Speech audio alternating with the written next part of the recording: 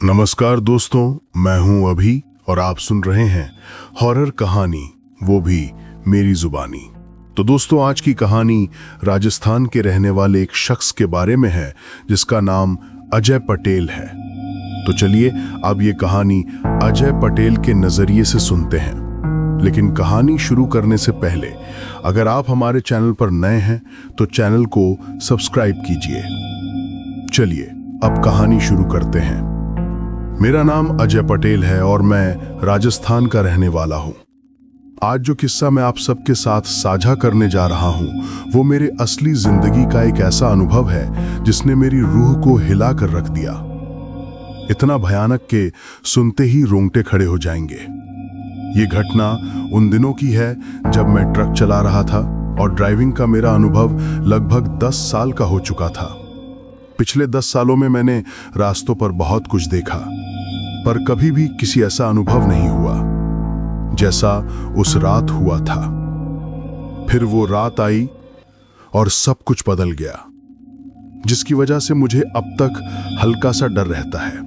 मैंने दिन के बजाय ज्यादातर रात में ही सफर करना पसंद किया, लेकिन उस रात जो अनुभव हुआ वो सामान्य सफर का अनुभव कतई नहीं था। वो एक ऐसा भयंकर और डरावना हादसा था जिसने मेरी हिम्मत ही हिलाकर रख दी। उस हादसे में मेरा सामना एक ऐसी चीज से हुआ जिसके बारे में मैंने अपने जीवन में कभी सपने में भी नहीं सोचा था। दरअसल मैं हमेशा ही अपने ट्रक को राजस्थान से लेकर आसपास के कई राज्यों में माल पहुंचाने का काम करता रहा हूं। मेरा ट्रक राजस्थान की एक फैक्ट्री में हमेशा लगा रहता था जहां गुड़ और शहद बनाने का काम होता था। इसलिए मुझे अक्सर अलग अलग जगहों पर माल पहुंचाना पड़ता था। फिर भी मैं ज्यादातर कुछ फिक्स रूट पर ही जाता था। पिछले 10 सालों में मैं राजस्थान से माल लेकर अक्सर मध्य प्रदेश और छत्तीसगढ़ की तरफ ही सफर करता आया था। लेकिन उस तरफ जाते समय वापस लौटते वक्त मुझे अक्सर ट्रांसपोर्ट से कोई भी माल नहीं मिलता था। इसीलिए मुझे हमेशा खाली ट्रक लेकर लौटना पड़ता था, जिससे मेरा काफी नुकसान होता था। इसीलिए मैंने फैक्ट्री के मालिक से पहले ही कह रखा था कि मेरे ट्रक को किसी ऐसे रूट पर लगाएं जहां वापसी में भी मुझे कोई लोड मिल सके, ताकि वापस आते समय का भाड़ा खर्चा बेकार न जाए।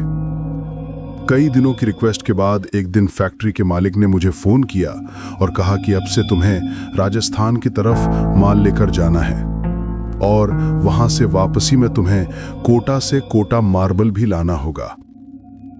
जैसे ही मैं ये सुनता हूं, मन में खुशी की लहर दौड़ जाती है। पिछले 10 सालों में मैं हमेशा ऐसे रूट पर काम करता आया था जहां वापसी में खाली ट्रक ही लौटता था। अब मेरी दुगनी कमाई होने वाली थी और नुकसान भी नहीं होगा।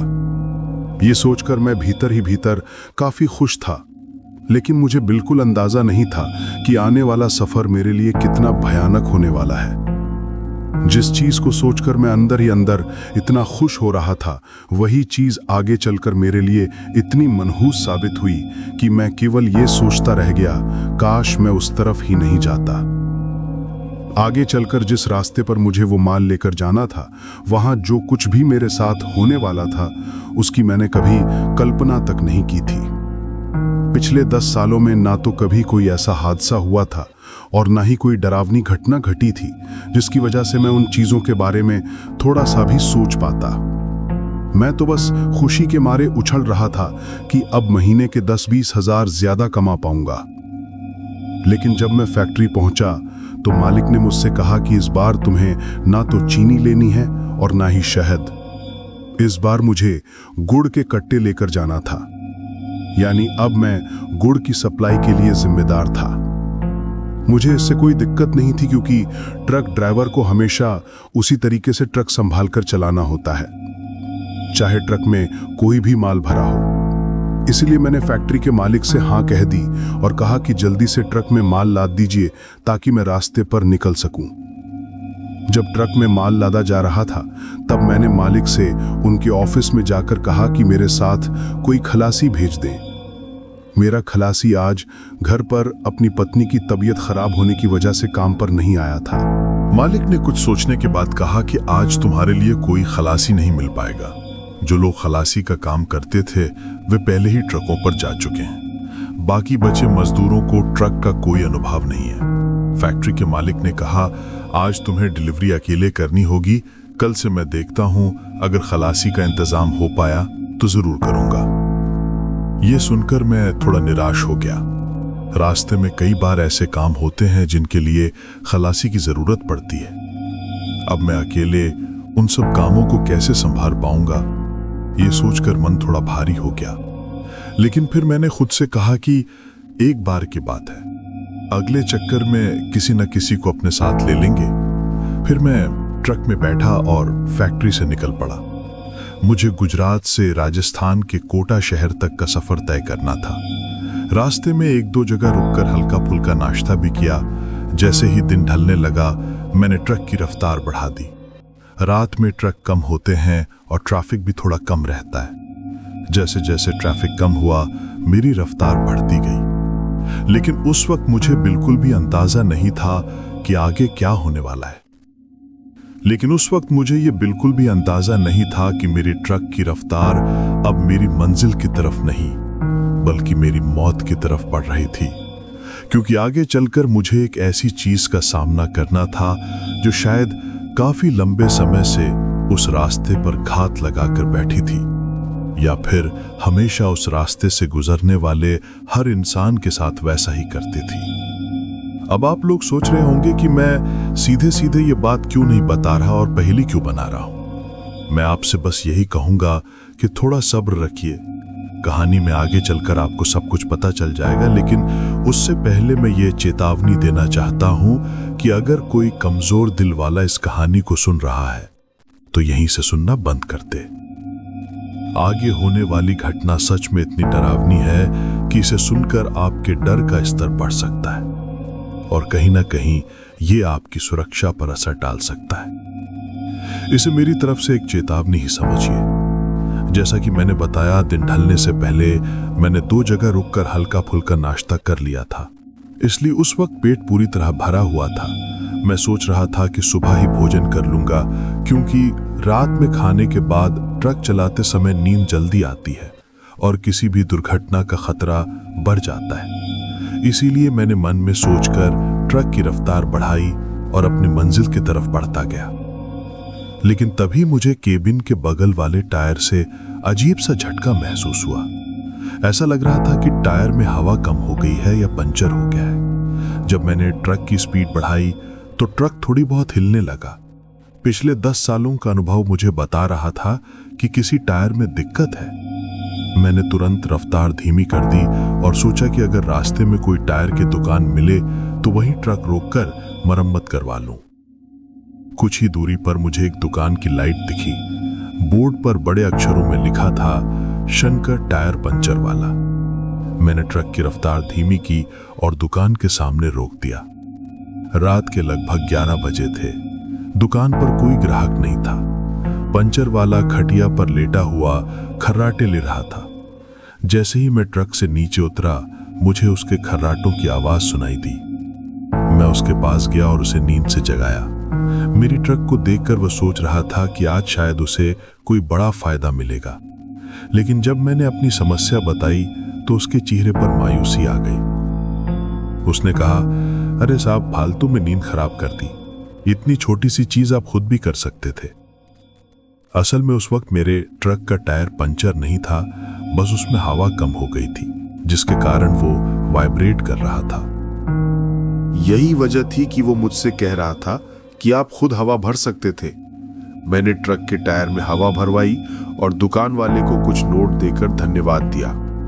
जैसे ही मैं पीछे मुड़ा, वो पंचर वाला अचानक बोला, साहब, आप किस तरफ जा रहे हैं? मैंने कहा, मैं राजस्थान की तरफ जा रहा हूं। उसके इस सवाल के बाद रात का सन्नाटा और भी रहस्यमयी महसूस होने लगा। वो फिर मुझसे पूछता है, राजस्थान में कहां जा रहे हो? मैं बताता हूं, कोटा शहर। जैसे ही उसने कोटा का नाम सुना, वो कहता है, अगर आपको कोटा जाना है तो फिर आप इधर क्यों जा रहे हो? मैं कहता हूं कि मैं हाईवे से जा रहा हूं। वो मुस्कुराता हुआ कहता है, अरे साहब, लगता है आप पहली बार इस तरफ जा रहे हैं। मैं हैरानी से पूछता हूं, तुम्हें कैसे पता? वो बताता है, पहली बार जा रहे हो इसलिए शायद आपको पीछे की तरफ से निकलने वाला शॉर्टकट रास्ता नहीं पता। मैं पूछता हूं, शॉर्टकट कैसे? वो समझाता है, अगर आप हाईवे से कोटा जाएं तो लगभग 10 घंटे ज्यादा लगेंगे, लेकिन अगर आप यहां से पीछे मुड़कर 2-3 किलोमीटर जाएं तो हाईवे के पास एक छोटा रास्ता दिखेगा। उसी रास्ते से जाने पर आप 10 घंटे पहले कोटा पहुंच सकते हो। उसकी ये बात सुनकर मैं सोचने लगता हूं कि शायद ये शॉर्टकट मुझे समय बचा सकता है। वो पंचर वाला बोला, साहब वो जो रास्ता मैंने बताया ना, वो आगे जाकर इसी हाईवे पर मिल जाता है। फर्क बस इतना है कि ये जो हाईवे वाला रास्ता है ना, वो बहुत लंबा घूम कर आता है, और जो शॉर्टकट है वो सीधे बीच के रास्ते से निकलकर उसी जगह पहुंचा देता है। उसकी बात सुनकर मैं खुश हो गया। मैं बोला, अरे ये तो बहुत बढ़िया बात बताई तूने। अगर तू आज मुझे ये शॉर्टकट नहीं बताता तो मुझे तो कभी पता नहीं चलता कि इतना समय मैं फालतू ही बर्बाद कर रहा हूं। अब से तो मैं हमेशा इसी रास्ते से आया जाया करूंगा। बहुत बहुत धन्यवाद भाई। मेरी बात सुनकर वो पंचर वाला बस हल्की सी मुस्कान देता है, फिर बिना कुछ बोले वापस अपनी खटिया पर लेट जाता है और कुछ ही सेकंड में वैसे ही जोर जोर से खर्राटे लेने लगता है। मैं वहीं खड़ा रह गया। मन में सवाल उठा, अरे कोई आदमी खटिया पर लेटती खर्राटे कैसे लेने लग सकता है? क्या सच में वो सो गया या बस ऐसा दिखा रहा है? मुझे उसकी ये हरकत कुछ अजीब सी लगी। वो मुस्कान भी जरा सी अजीब थी, जैसे उसमें कोई छिपा हुआ मतलब हो। पर फिर मैं खुद को समझाता हूं, मुझे क्या मतलब इन सब चीजों से। उसने जो बताना था बता दिया, अब मैं अपना रास्ता पकड़ता हूं। इतना सोचकर मैं ट्रक की कैबिन में चढ़ता हूं और धीरे धीरे ट्रक को यू टर्न देकर उस दिशा में बढ़ जाता हूं जिस दिशा में उस पंचर वाले ने शॉर्टकट बताया था। रात का सन्नाटा अब और गहराने लगा था। दूर कहीं उल्लू की आवाज सुनाई दी और सड़क के दोनों तरफ सिर्फ अंधेरा ही अंधेरा था। मुझे नहीं पता था कि अब जो रास्ता मैं पकड़ने जा रहा हूं वो मुझे मेरी मंजिल तक नहीं बल्कि एक ऐसे मोड़ तक ले जाएगा जहां से जिंदगी और मौत की रेखा धुंधली हो जाएगी। ट्रक को वापस घुमाकर अब मैं धीरे धीरे चलते हुए उस शॉर्टकट रास्ते की तलाश में था। वही रास्ता जिसके बारे में उस पंचर वाले ने मुझे बताया था। थोड़ी ही दूर आगे बढ़ा था कि सड़क के किनारे एक पुराना सा बोर्ड नजर आया। उस पर लिखा था, चकवा गांव 10 किलोमीटर। बोर्ड देखकर मैंने सोचा कि शायद आगे कोई गांव होगा चकवा नाम का और ये रास्ता वहीं तक जाता होगा। बस यही सोचकर मैं उस रास्ते पर मुड़ गया। एक पल के लिए भी मुझे यह एहसास नहीं हुआ था कि अब जिस रास्ते पर मैं कदम रख रहा हूं वही रास्ता मेरी जिंदगी का सबसे खौफनाक सफर बनने वाला है, क्योंकि शायद उस मोड़ के आगे कुछ ऐसा मेरा इंतजार कर रहा था जिससे बचकर निकल पाना हर किसी के बस की बात नहीं थी। अब मैं उस रास्ते पर बिल्कुल बेखौफ होकर बढ़ता जा रहा था। कच्ची सड़क थी, दोनों तरफ झाड़ियां और अंधेरा, बस मेरे ट्रक की हेडलाइट ही सामने का रास्ता दिखा रही थी। धीरे धीरे मैं लगभग 5 से 7 किलोमीटर अंदर तक आ चुका था, पर जैसे जैसे मैं आगे बढ़ता गया कुछ चीजें बदलने लगीं। पहले हवा की हल्की सरसराहट थी, अब वही हवा अजीब सी आवाजें करने लगी थी, जैसे किसी ने झाड़ियों के बीच से धीरे धीरे फुसफुसाना शुरू कर दिया हो। कभी कभी ऐसा लगता मानो कोई मेरे ट्रक के बिल्कुल पास पास चल रहा हो, लेकिन जब मैं शीशे से बाहर झांक कर देखता तो वहां बस अंधेरा होता। जैसे जैसे मैं अंदर बढ़ता गया रास्ता और भी गहरा, संकरा और डरावना बनता गया। पहले जहां दोनों तरफ बिखरे हुए खेत थे और दूर तक नजारा खुला था, अब वही दोनों तरफ छोटे छोटे पेड़ अचानक बढ़कर लंबे और सघन हो गए थे। पेड़ों की टहनियां आपस में गड्ढम मड्ढ हो चुकी थी, मानो किसी ने उन्हें एक दूसरे के गले में जकड़ दिया हो। ऊपर उठाकर देखें तो आसमान कहीं गायब था, सिर्फ पेड़ों की चादर ने सारी रोशनी निगल ली थी। ट्रक की हेडलाइट की रोशनी उन पेड़ों पर पड़कर विचित्र साया चित्र बनाती जा रही थी। हर झांकी में चीजें जैसे हिलती डुलती लगती। हवा भी कोई सामान्य हवा नहीं रह गई थी, वो अब उन पत्तों के बीच से खनखनाकर ऐसे गुजर रही थी जैसे कोई धीरे धीरे पैर रख रहा हो। मैंने शीशा खोलकर बाहर देखा, चारों तरफ काला अंधेरा और पेड़ों की कतारें। बीच बीच में खामोशी इतनी गहरी थी कि ट्रक की इंजन आवाज भी जैसे दूर की गूंज बनकर आ रही थी। मन में एक ठंडी सी डर की लहर दौड़ी। ये पेड़ इतने घने और अजीब तरीके से क्यों उगे हैं? क्या यहाँ कभी लोग आते जाते हैं? और अगर आते हैं तो क्यों इतनी अनदेखी छोड़ दी गई? मेरे मन में सवाल और डर दोनों उभर आए, पर मैंने खुद को संभाला।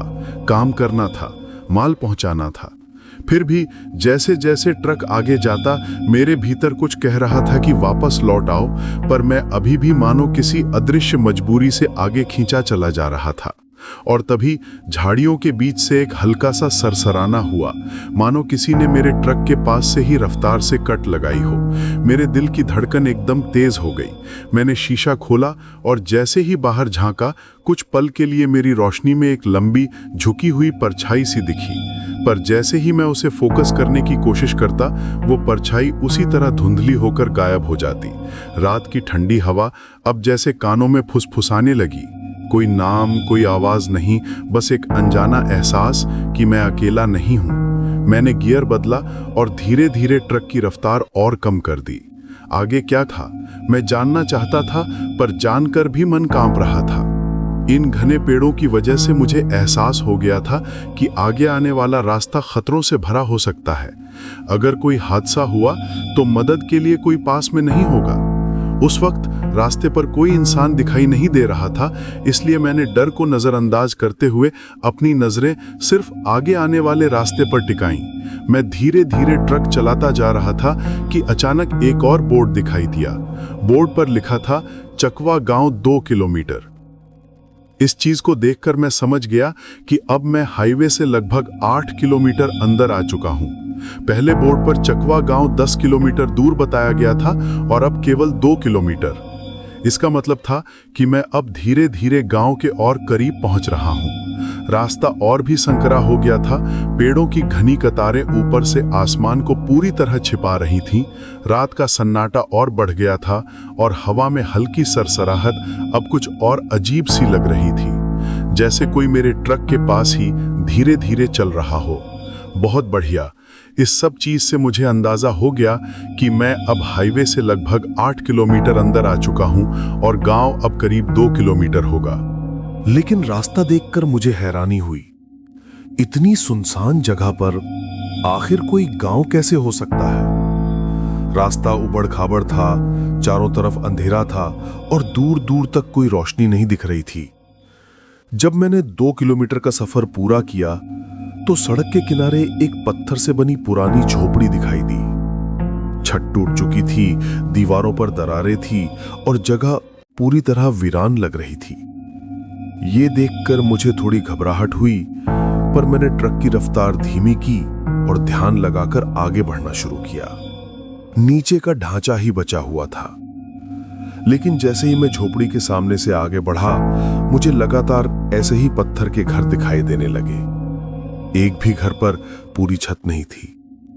अगर कुछ घरों पर थोड़ी बहुत छत भी थी तो वो भी टूट चुकी थी। मुझे समझ नहीं आ रहा था कि ये पूरा गांव खंडार है या फिर कोई यहां अभी भी रहता है। रात का अंधेरा और टूटे फूटे मकान मुझे और भी डरावने लग रहे थे। जैसे ही मैं ट्रक चला रहा था, अचानक पीछे की तरफ से ट्रक को एक बहुत बड़ा झटका लगा। ट्रक हिलने लगा और मेरे दिल की धड़कन तेज हो गई। उस झटके के तुरंत बाद मुझे ऐसा लगा जैसे पीछे से कोई और ट्रक या कोई गाड़ी मेरे ट्रक में जोर से टकरा गई हो। दिल की धड़कन एकदम तेज हो गई। सामने अंधेरा और पीछे का रहस्यमयी धक्का, सब मिलकर मेरे भीतर एक अजीब डर पैदा कर रहे थे। मैंने बिना सोचे समझे ब्रेक दबा दिए और ट्रक को वहीं रोक दिया। लेकिन उस वक्त मुझे बिल्कुल भी अंदाजा नहीं था कि मैंने क्या किया। दरअसल ये वही गलती थी जो शायद मेरी जिंदगी की सबसे बड़ी भूल साबित होने वाली थी। ब्रेक लगाने के बजाय मुझे उस जगह से तुरंत तेज रफ्तार में निकल जाना चाहिए था। लेकिन डर और अचंभे में मैंने यही निर्णय लिया और यही निर्णय मुझे उस घातक घटना की ओर खींच ले गया जिसकी कल्पना मैं कभी भी नहीं कर सकता था। अब जैसे ही ट्रक रुकता है, रात के सन्नाटे में पीछे से हल्की हल्की सरसराहट और फुसफुसाहट की आवाजें सुनाई देने लगती हैं। कुछ ऐसा मानो कोई मेरे ट्रक की तरफ धीरे धीरे बढ़ रहा हो, और उसी क्षण मेरा दिल एक बार फिर रुकने सा हो गया। मुझे लगा कि शायद पीछे से मेरे ट्रक को कोई बड़ा नुकसान हुआ है, या फिर जो भी गाड़ी मेरे ट्रक से टकराई उसमें सवार किसी आदमी को चोट लगी होगी। यही सोचकर मैंने ट्रक के ब्रेक दबा दिए और उसे वहीं रोक दिया। सबसे पहले मैंने अपनी कैबिन में रखी टॉर्च उठाई ताकि आसपास का नजारा देख सकूं। फिर मोबाइल उठाया और जैसे ही स्क्रीन पर टाइम देखा तो मेरे होश उड़ गए। रात के फिक्स 12 बज रहे थे, सिर्फ 12 मिनट, एक भी कम या ज्यादा नहीं। यानी वो झटका उसी सटीक पल पर आया था। एक पल के लिए मेरे दिल में अजीब सी खींचतान हुई। मन ही मन मैंने सोचा, कहीं मैं कुछ गलत तो नहीं कर रहा। लेकिन फिर भी मैं शुरू से ही अंधविश्वास से दूर रहा था, इसलिए मैंने खुद को समझाया कि शायद ये केवल संयोग है।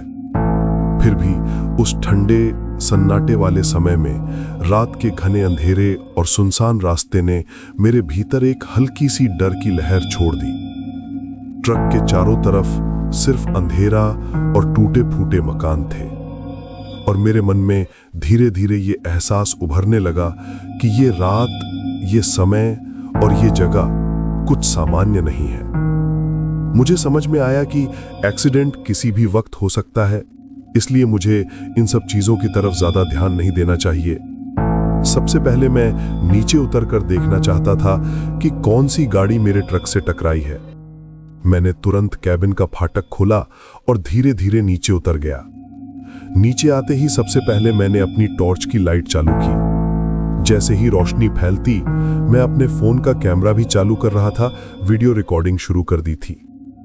ट्रक ड्राइवरों का अनुभव ऐसा होता है कि जब कभी किसी ट्रक से कोई गाड़ी टकराती है तो भीड़ तुरंत ड्राइवर को ही दोषी मान लेती है, और फिर अक्सर वही भीड़ डरावनी तरह से ड्राइवर के ऊपर टूट पड़ती है। इसलिए मैं हमेशा सतर्क रहता हूँ और खुद को सुरक्षित रखने के लिए पहले सब चीजों का रिकॉर्डिंग कर लेता हूँ। उस घने अंधेरे और सुनसान रास्ते पर फोन की कैमरा लाइट और टॉर्च की रोशनी मेरे चारों तरफ फैली अंधेरी परछाइयों को उजागर कर रही थी। हर कदम पर मेरा दिल तेजी से धड़क रहा था, क्योंकि मुझे पता था अब मैं केवल ट्रक के झटके का नहीं, बल्कि उस अदृश्य खतरे और रहस्यमय छाया का सामना करने वाला हूं जो शायद मेरे पीछे खड़ी थी। इसी वजह से अपनी सुरक्षा और सबूत के लिए मैंने पहले से ही वीडियो रिकॉर्डिंग शुरू कर दी थी। मुझे पता था कि आगे चलकर जो कुछ भी होगा उसका अंजाम मेरे ऊपर ही पड़ेगा, चाहे वो झटका मेरे ट्रक में किसी गाड़ी की वजह से आया हो या किसी और कारण से। टॉर्च की रोशनी में मोबाइल पकड़ते हुए मैं धीरे धीरे ट्रक के पीछे की तरफ बढ़ रहा था, लेकिन जैसे ही मेरे कदम पीछे बढ़े, मेरी धड़कन एकदम तेज हो गई और मेरे होश उड़ने लगे। ट्रक के पीछे पहुंचते ही मैं जैसे जम सा गया, क्योंकि कोई गाड़ी वहां नहीं थी। सड़क पूरी तरह सुनसान थी, न कोई इंसान, न कोई वाहन, न कोई आवाज, सिर्फ अंधेरा और सन्नाटा। मैं सोच में पड़ गया, ये कैसे हो सकता है? जो झटका मुझे लगा वो इतना जोरदार था कि मुझे लगा कोई बड़ा वाहन टकराया है, और अब यहां कुछ भी नहीं। हवा में हल्की सरसराहट और दूर से पेड़ों की हल्की खड़खड़ाहट के अलावा कुछ सुनाई नहीं दे रहा था। लेकिन मेरे अंदर धीरे धीरे एक अजीब सा डर उभरने लगा, जैसे कि उस झटके के पीछे कोई अदृश्य शक्ति हो जो मेरी तरफ धीरे धीरे बढ़ रही हो। मुझे साफ साफ ऐसा महसूस हुआ था जैसे किसी बहुत तेज रफ्तार गाड़ी ने मेरे ट्रक के पीछे आकर जोर से टक्कर मारी हो। पर अब वहां ऐसा कुछ भी नहीं था, ना कोई गाड़ी, ना कोई इंसान, ना किसी वाहन के भागने की आवाज। सड़क के उस सुनसान हिस्से पर मैं अकेला खड़ा था, टॉर्च की हल्की रोशनी में चारों तरफ झांकता हुआ। हवा में एक अजीब सी सर्दी थी, जैसे किसी ने अचानक मेरी रीढ़ की हड्डी पर बर्फ रख दी हो। मैं बार बार पीछे मुड़कर देख रहा था, शायद कोई परछाई दिख जाए, कोई हलचल सुनाई दे, पर वहां सिर्फ सन्नाटा था और उस सन्नाटे के बीच सड़क के दोनों तरफ जो खंडहरनुमा मकान थे, उनके अंदर से अब अजीब अजीब आवाजें आने लगी थीं। कहीं से कुत्तों के भौंकने की आवाज, कहीं से किसी जानवर के चीखने की, और कभी कभी ऐसा लगता जैसे कोई भारी चीज धीरे धीरे घिसट रही हो, मिट्टी पर, पत्थरों के बीच। मैंने अपनी टॉर्च की रोशनी उन मकानों की तरफ फेंकी। टूटी दीवारें, काई से ढके पत्थर और कुछ ऐसी जगहें जहां रोशनी पड़ते ही वो जैसे निगल जाती हूं। मेरे हाथ कांपने लगे थे, पर अब पीछे लौटने का सवाल ही नहीं था।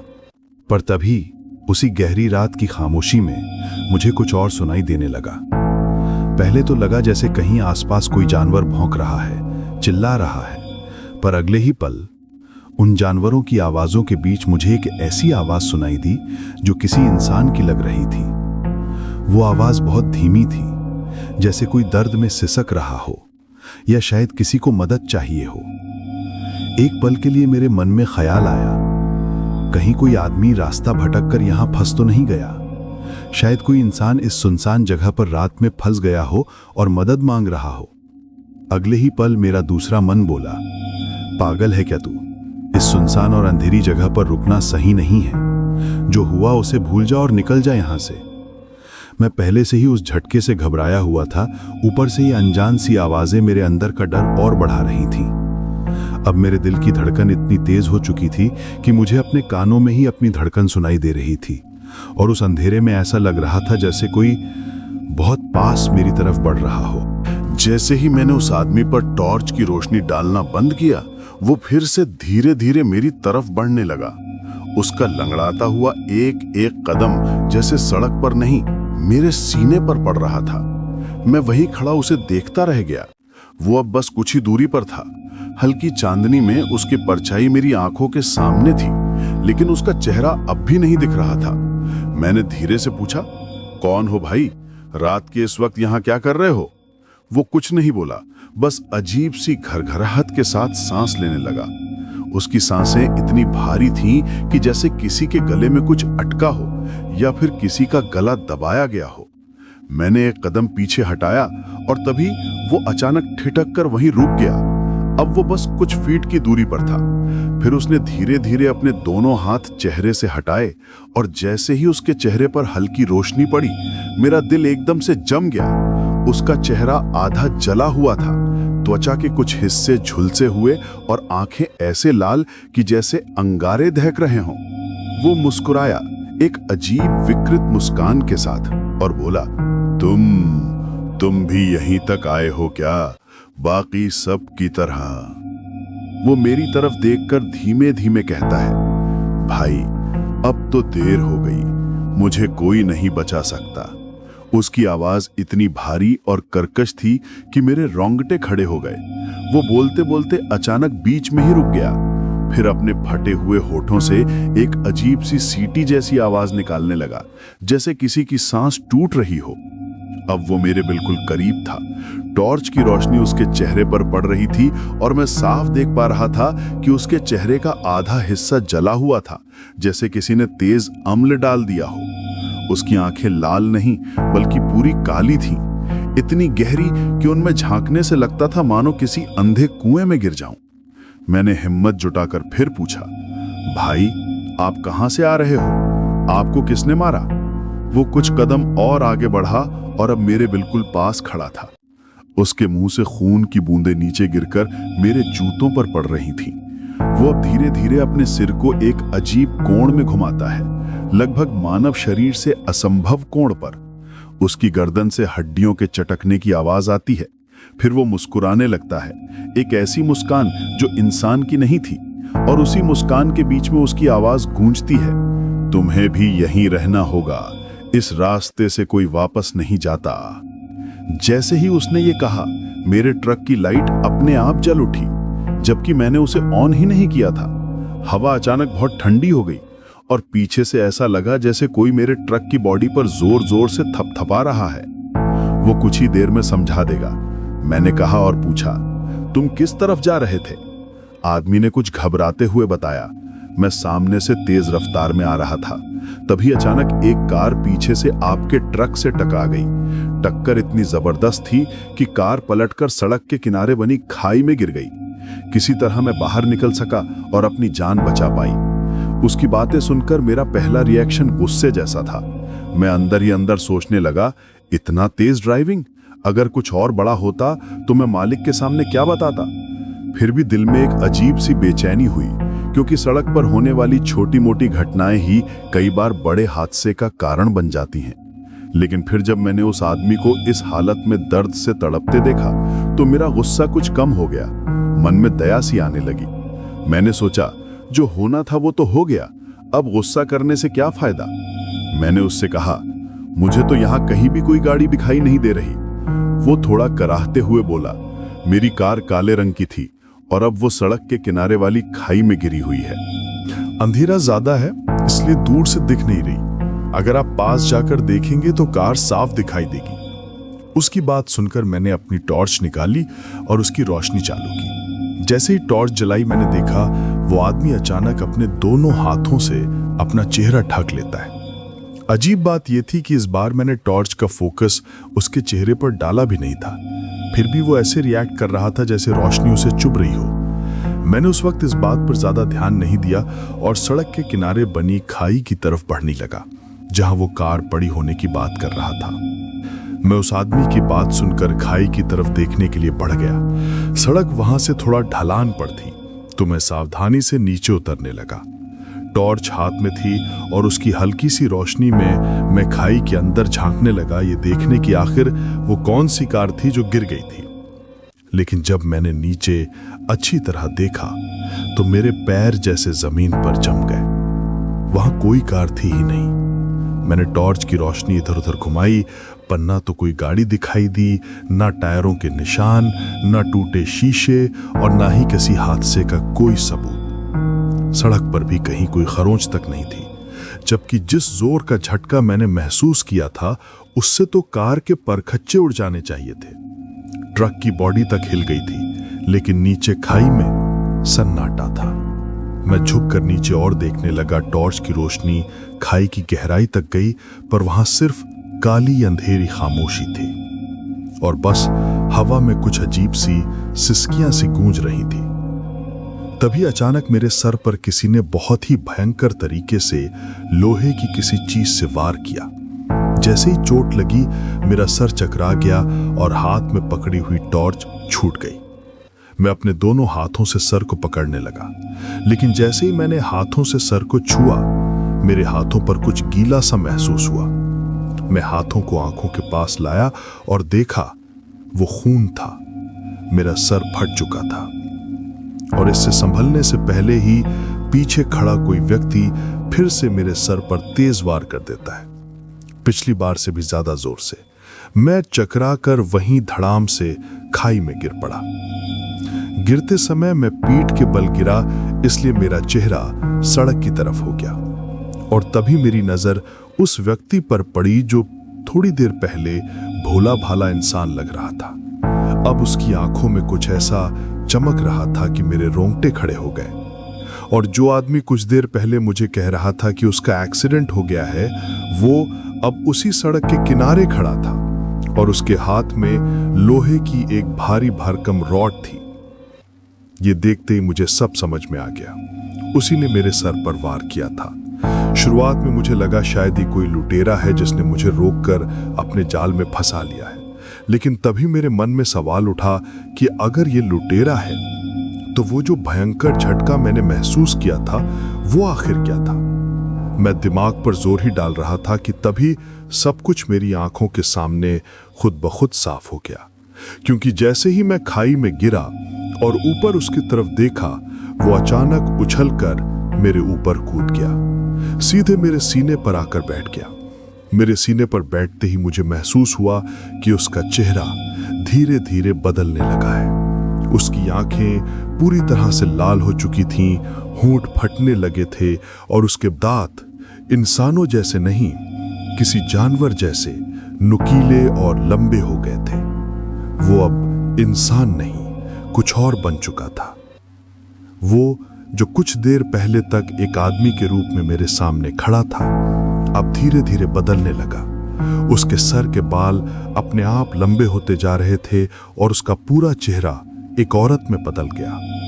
ये नज़ारा देखते ही मेरे रोंगटे खड़े हो गए। मुझे साफ समझ आ गया कि ये कोई इंसान नहीं बल्कि कोई छलावा है जिसने इस सुनसान रास्ते पर मुझे अपने जाल में फंसा लिया है। लेकिन तभी पल भर में वो औरत फिर से उसी आदमी के रूप में बदल गई और कुछ ही सेकंड में वो एक छोटे बच्चे का रूप लेकर मेरे सीने पर आ बैठी। मेरी सांसें तेज हो गईं। अब मुझे यकीन हो गया कि ये कोई आम भूत नहीं, ये चकवा है, एक ऐसा भूत जो पल पल में अपना रूप बदलकर शिकार को पागल बना देता है। अगले ही पल वो फिर से उस औरत के डरावने रूप में आ गई। उसका चेहरा इतना भयानक था कि अगर कोई उसे अचानक रात में देख ले तो डर के मारे वहीं मर जाए। उसकी आंखों से खून बह रहा था, गालों से, होठों से, यहाँ तक कि उसके बालों की जड़ों से भी खून रिस रहा था। वो एक ऐसी मूरत थी जिसे देखकर लगता था जैसे मौत खुद मेरे सामने खड़ी हो। उसकी आंखों की पलकों से मांस के थड़े लटक रहे थे और उसके लंबे लंबे नुकीले दांत उसके जबड़े और होठों को फाड़ते हुए बाहर निकल रहे थे। उसके मुंह से खून की लार टपक रही थी जो मेरे गले और गर्दन पर गिर रही थी। उसके सर के बाल इतने जटिल और उलझे हुए थे कि लगता था जैसे किसी ने कई सालों से उनका कंघी ही नहीं किया हो। उस उलझे बालों में सफेद सफेद कीड़े रेंगते दिखाई दे रहे थे। उसका शरीर और हाथ का स्पर्श इतना सूखा और रूखा था कि महसूस होते ही मेरे शरीर में ठंड उतर गई। ये सिर्फ डर नहीं था, ये एक ऐसा भयावह अनुभव था जिसे मैं जीवन भर भूल नहीं सकता। ऐसा लग रहा था जैसे मैं किसी बहुत पुरानी, निर्जीव और सड़ी हुई चीज को छू रहा हूं। उसके हाथों के नाखून उंगलियों से भी कई गुना लंबे थे और उन नाखूनों में सूखा हुआ खून और मांस के छोटे छोटे टुकड़े फंसे हुए थे। ये देखकर मेरे रोंगटे खड़े हो गए। अब मुझे यकीन हो गया था ये कोई इंसान नहीं बल्कि कोई भयंकर चकमा जैसी आत्मा है। उसका रूप देखकर मेरे पूरे शरीर में कंपकंपी दौड़ गई। मेरी आंखों के आगे अंधेरा छाने लगा था। ऐसा लग रहा था जैसे मैं किसी भी पल बेहोश हो जाऊं। तभी उसने मेरी फटी हुई बाजू पर नजर डाली और अपने उन लंबे धारदार नाखूनों को मेरी त्वचा में घुसा दिया। जैसे ही वो नाखून मेरी बाजू के अंदर धंसे, पूरे सुनसान इलाके में मेरी दर्द से भरी चीख गूंज उठी। एक ऐसी चीख जिसे सुनकर शायद पत्थर भी पिघल जाए। मेरी चीख पूरे सुनसान रास्ते पर गूंज गई थी। वो चीख इतनी भयानक थी कि अगर कोई इंसान उसे सुन लेता तो शायद डर के मारे वहीं गिर पड़ता। मैं दर्द से तड़प रहा था। उसने मेरी बाजू के अंदर अपने नुकीले, खून से सने नाखून घुसा दिए थे और उन नाखूनों से मेरे मांस के टुकड़े निकाल निकाल कर खा रही थी। मेरी आंखों के सामने वही दृश्य घूम रहा था। वो मेरी बाजू से मांस नोच रही थी और उसी वक्त अपने खून से लथपथ दांतों से मेरे ही खून को पी रही थी। उस पल मुझे लगा कि अब मेरी मौत पक्की है। मेरे अंदर का सारा दर्द, सारा डर सब मिलकर चीख बन गया था। मैं भगवान से मन ही मन प्रार्थना करने लगा, हे भगवान, अगर मारना ही है तो एक झटके में मार दो। मुझे यूं जिंदा जिंदा मत जलाओ, मत तड़पाओ। इतना सब होने के बाद भी मैं जिंदा था। सांस चल रही थी पर शरीर जवाब दे चुका था। फिर भी न जाने कैसे मेरे दिमाग में एक चमक सी हुई। मुझे याद आया कि जब मैंने पहली बार उस पर टॉर्च की रोशनी डाली थी तो वो उस रोशनी से बचने की कोशिश कर रहा था। उस वक्त मैंने ध्यान नहीं दिया था, लेकिन अब वही बात मेरे लिए जीने की आखिरी उम्मीद बन चुकी थी। अब शायद वो टॉर्च ही मेरी जान बचा सकती थी। मेरे मन में बस यही बात घूम रही थी, अगर किसी चीज में मुझे बचाने की ताकत है तो वो सिर्फ उस रोशनी में है। मैं अंधेरे में तड़पते हुए अपने दोनों हाथों को इधर उधर मारने लगा, पर टॉर्च कहीं भी नजर नहीं आ रही थी। चारों तरफ सिर्फ सन्नाटा और मेरे शरीर से टपकता हुआ खून।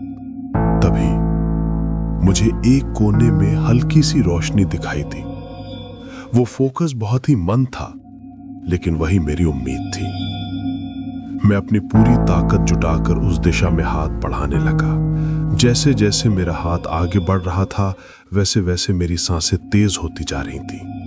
अंत में मेरी उंगलियों ने किसी ठंडी धातु को छू लिया। वो मेरी टॉर्च थी। मैंने उसे कसकर पकड़ लिया और बिना एक पल गंवाए मैंने पूरी ताकत से वो टॉर्च उस भूतनी के चेहरे पर फेंक दी। जैसे ही टॉर्च की तेज रोशनी उसके चेहरे पर पड़ी, वो दर्द से कराह उठी। उसकी चीख इतनी तीखी थी कि मेरे कान सुन्न पड़ गए। वो अपने दोनों हाथों से आंखों को ढकने लगी, मानो वो रोशनी उसकी जान खींच रही हो। वो मुझसे पीछे हटती चली गई और मैं वहीं जमीन पर पड़ा उस टॉर्च को उसी दिशा में रोशनी करते हुए थर-थर कांप रहा था। अब मुझे पूरी तरह समझ में आ गया था कि इस अंधकार में सिर्फ यही रोशनी मेरा हथियार है। जब तक वो रोशनी उस पर पड़ती रहेगी, तब तक वो मेरे पास नहीं आ पाएगी। मैं लगातार उस पर टॉर्च का फोकस डालता जा रहा था। जैसे ही रोशनी उसके चेहरे पर पड़ती, वो अजीब तरह से चिल्लाने लगता। उसकी चीख में वो आवाज थी जो किसी चुड़ैल की होती है, तेज, कान फाड़ देने वाली और इतनी डरावनी कि उसे सुनकर कोई भी इंसान जड़ हो जाए। मुझे डर तो उस वक्त भी बहुत लग रहा था, लेकिन अब डर से ज्यादा जरूरी था अपनी जान बचाना। मेरे सिर से खून बह रहा था, बाह में इतनी तेज दर्द थी कि उंगलियां तक सुन्न पड़ गई थी, पर मैं रेंगते रेंगते गिरते पड़ते किसी तरह उस खाई से ऊपर चढ़ने लगा। मेरे हाथों में टॉर्च थी और मैं लगातार उसी फोकस को उस चिटवे पर डाले हुए था, क्योंकि अब मुझे समझ आ चुका था कि अगर टॉर्च की रोशनी हटी तो शायद मैं जिंदा नहीं बचूंगा। मैं जैसे तैसे अपने ट्रक के केबिन तक पहुंचा। मेरी सांसें तेज थीं, दिल जोर जोर से धड़क रहा था। मैंने कांपते हाथों से ट्रक का दरवाजा खोला। भीतर घुसते ही स्टार्ट बटन दबाया। इंजन ने 2 बार आवाज की, फिर एक झटके में ट्रक चालू हो गया। ट्रक चालू होते ही मैंने टॉर्च का फोकस फिर उस पर डाला। वो अब सड़क के बीचों बीच खड़ा था, धीरे धीरे धुएं की तरह गायब होता जा रहा था और उसकी चीख अब मेरे कानों में गूंज रही थी कि तू बच नहीं पाएगा। ट्रक स्टार्ट करते ही मैंने हेडलाइट चालू की और ट्रक को हाईवे की तरफ मोड़ दिया। जैसे ही मैंने फोकस हटाया, मैंने ट्रक को इतनी तेज रफ्तार में दौड़ाया कि उस वक्त मेरे लिए माल की कोई परवाह नहीं थी, सिर्फ अपनी जान बचाना मायने रखता था। टॉर्च की रोशनी एक तरफ और मेरी नजर दूसरी तरफ थी, पूरी सतर्कता में थी। लेकिन तभी वही झटका फिर से महसूस हुआ, पिछली बार की तरह का। लेकिन अब मुझे समझ आ गया कि ये भूत मेरे ट्रक के सामने नहीं बल्कि पीछे से हमला करने की कोशिश कर रहा था। मैंने और की तेज रफ्तार पकड़ ली, लेकिन मेरी आंखों के सामने बार बार मकड़ी का जाला सा दिख रहा था। सिर से खून लगातार बह रहा था और मैं महसूस कर रहा था कि थोड़ी ही देर में मैं बेहोश हो सकता हूं। फिर मैं हाईवे तक पहुंचा और सीधे आगे की तरफ बढ़ा। जहां मुझे पंक्चर वाली दुकान दिखनी थी, वहां कुछ भी नहीं था। तभी मुझे समझ आया कि शायद वही पंक्चर वाला भी वही छलावा था जिसने मुझे इस भूतिया रास्ते पर भेजा। मैंने ट्रक को हाईवे पर तिरछा खड़ा कर दिया। कुछ ही देर में वहां से गुजरने वाली गाड़ियां रुक गईं।